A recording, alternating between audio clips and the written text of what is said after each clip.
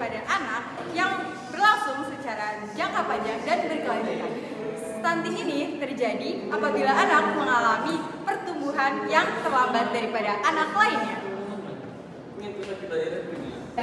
Jadi saya akan menjelaskan ciri-ciri stunting pada anak.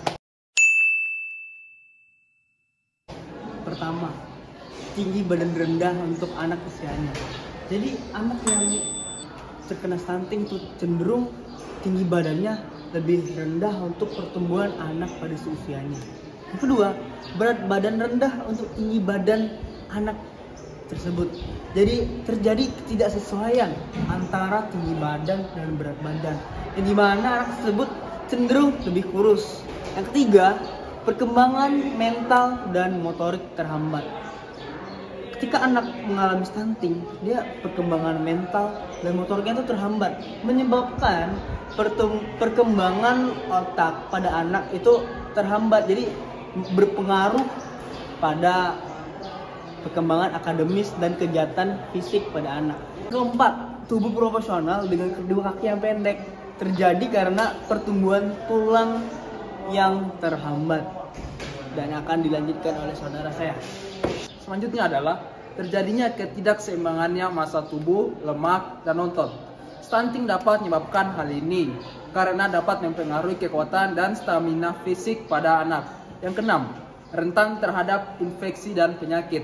Anak yang mengalami stunting cenderung memiliki sistem kekebalan tubuh yang sangat lemah, sehingga lebih rentan terhadap infeksi dan penyakit.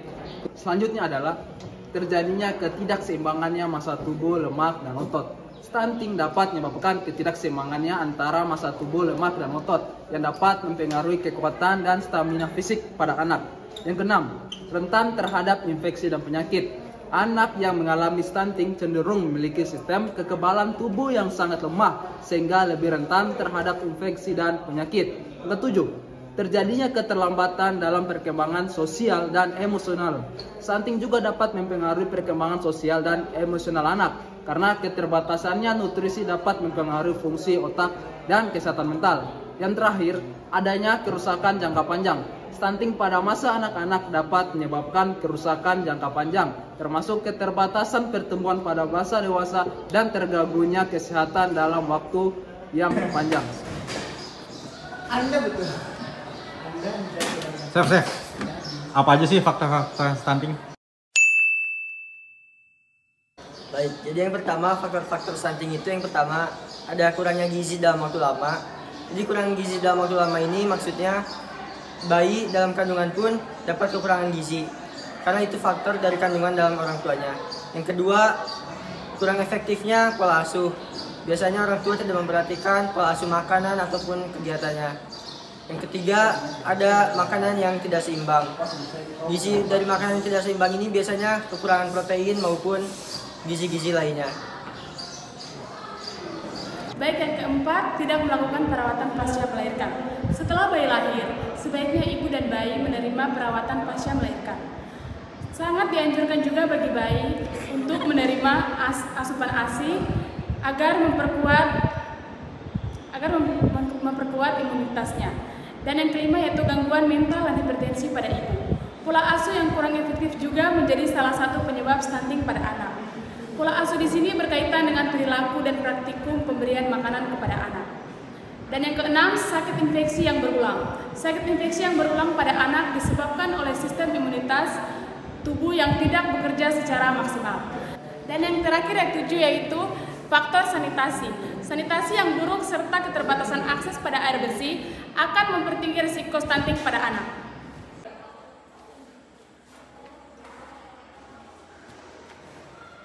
Dampak stunting pada anak. Yang pertama, memiliki gangguan kognitif.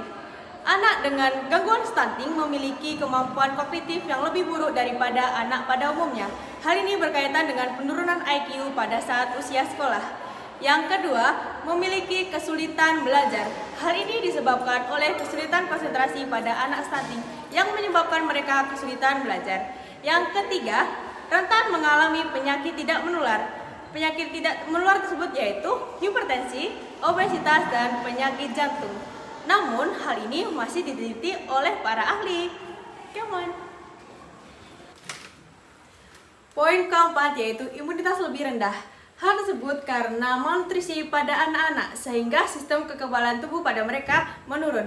Yang kelima, hilangnya produktivitas. Orang dewasa dengan riwayat stunting pada saat anak-anak terbukti memiliki produktivitas kerja yang buruk. Dasar hukum pemerintah untuk melaksanakan program ini adalah terdapat pada Peraturan Presiden Nomor 72 Tahun 2021 tentang percepatan penurunan stunting. Dasar hukum ini menggantikan peraturan sebelumnya, yakni Peraturan Presiden Nomor 42 Tahun 2013 tentang Gerakan Nasional Percepatan Perbaikan Gizi yang dinilai kurang efektif dan kurang relevan untuk diterapkan di masa sekarang ini. Peraturan Presiden Nomor 72 Tahun 2021 ini berisikan tentang hal-hal yang harus disiapkan dan dikerjakan oleh pemerintah pusat maupun pemerintah daerah untuk mengatasi masalah stunting. Nah, berdasarkan penjelasan di atas, maka pemerintah Indonesia menurunkan beberapa program yang dapat membantu penurunan angka stunting di Indonesia. Nah, yang pertama dengan pemberian makanan tambahan. Pemberian makanan tambahan ini seperti empasi, sup jagung dapat mengedukasi orang tua tentang bermacam-macam makanan tambahan yang dapat diberikan kepada anak dalam hal masa pertumbuhan. Nah, yang nomor 2, pemerintah juga menurunkan program peningkatan akses pelayanan kesehatan. Nah, biasanya kan stunting itu terjadi di daerah pedalaman, maka pemerintah Indonesia mengirimkan beberapa tenaga kesehatan ke daerah pedalaman untuk membantu perawatan serta pelayanan kesehatan di sana. Nomor 3, tentang edukasi gizi. Pemerintah Indonesia merencanakan memberikan sosialisasi tentang gizi-gizi serta apa saja yang dapat diberikan kepada anak dan masa pertumbuhan anak yang dapat memicu serta mencegah terjadinya stunting pada anak. Dan yang keempat, peningkatan kebersihan air dan sanitasi. Akses yang lebih baik terhadap air bersih dan sanitasi yang layak membantu mengurangi risiko penyakit yang mempengaruhi pertumbuhan. Yang kelima adalah program edukasi keluarga harapan. Program ini memberikan sanitasi terhadap keluarga miskin yang ingin mengikuti program pendidikan dan kesehatan. Dan yang terakhir yaitu pemantauan dan evaluasi. Pemerintah melakukan pemantauan dan evaluasi rutin terhadap program-program tersebut untuk memastikan aktivitasnya dan membuat perbaikan jika diperlukan.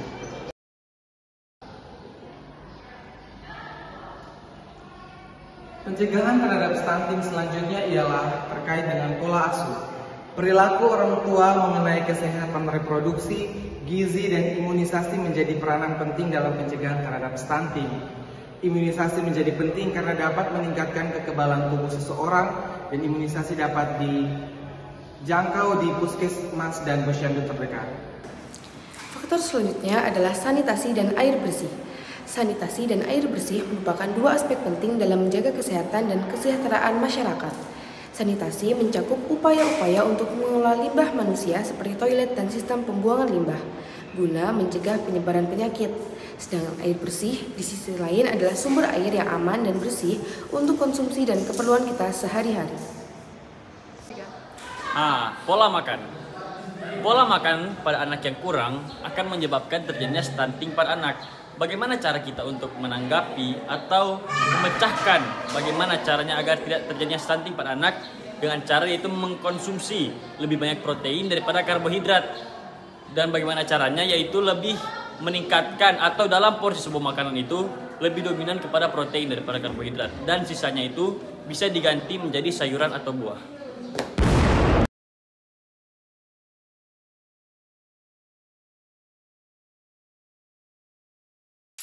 Sekian dari kami. Nonton bola lewat TV. Cakep. Waktu malam lagi hujan.